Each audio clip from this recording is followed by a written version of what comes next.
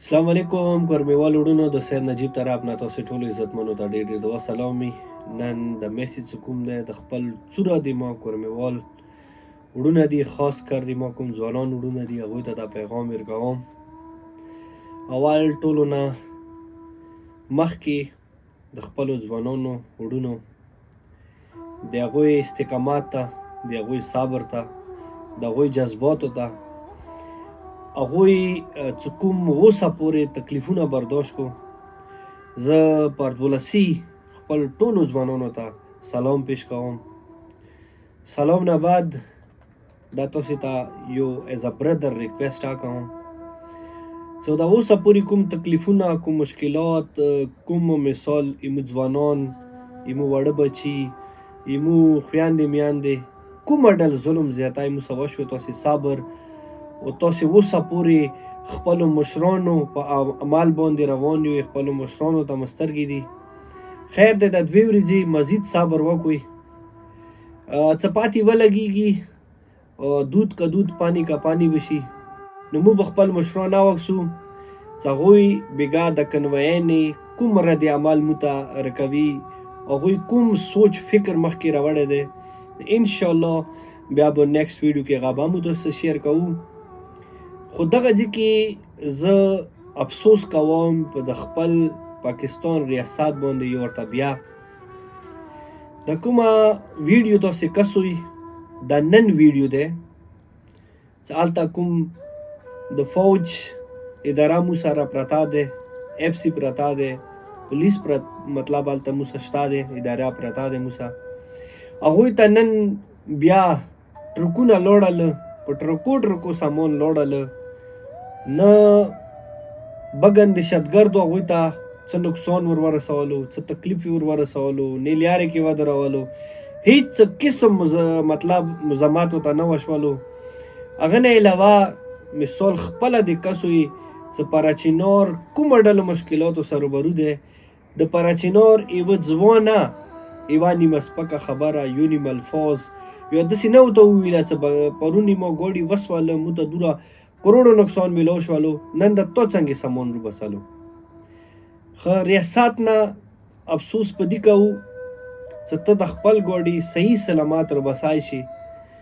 هم دې کې وړه شته دي، هم دې کې مثال هر قسم خوراکي مواد ورسره شته دی، تا خپل سامان ځان ته راوړلو. اما پرون چې کومه کنوایي ایتا په نگرانۍ کې، فوج په نگرانۍ کې، پولیس په نگرانۍ کې، د اف سی په نگرانۍ کې راتلله، هغه مثال کوم ډول قانون دغو لوور کوروم د بګن دهشتګردو ورسره وکړله چې مثال ټرکونه مکمل وسولو، سامان یې لوټ کړله.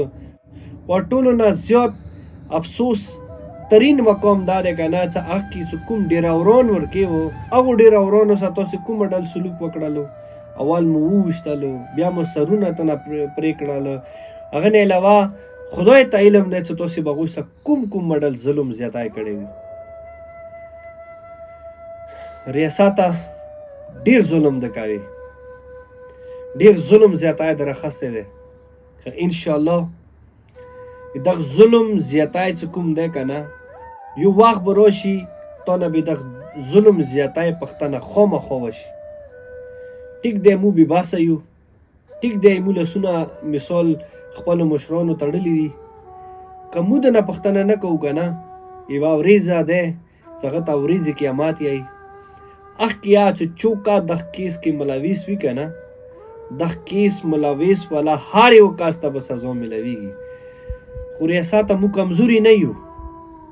څه خلته د ما مولا مشکل کشا صبر کړی دی، څه خلته د ما بادشاه حسین صبر کړی دی، مو د هغه منونې یو. انشاءالله مو به صبر نه کار خرو.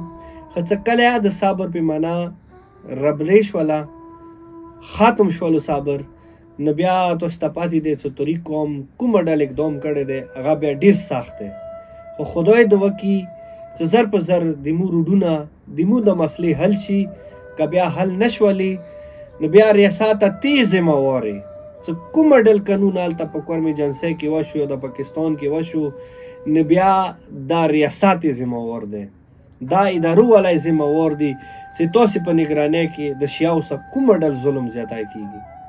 نو امید لرم خپلو هغو پاکو ادارو نه چې هغه وکي هغوی د وطن سره مینه ده، هغوی دغه علاقې سره مینه ده، هغوی غواړي چې خپل علاقې کې امن و امان قایم کړي، خپل وطن کې امن و امان قایم کړي.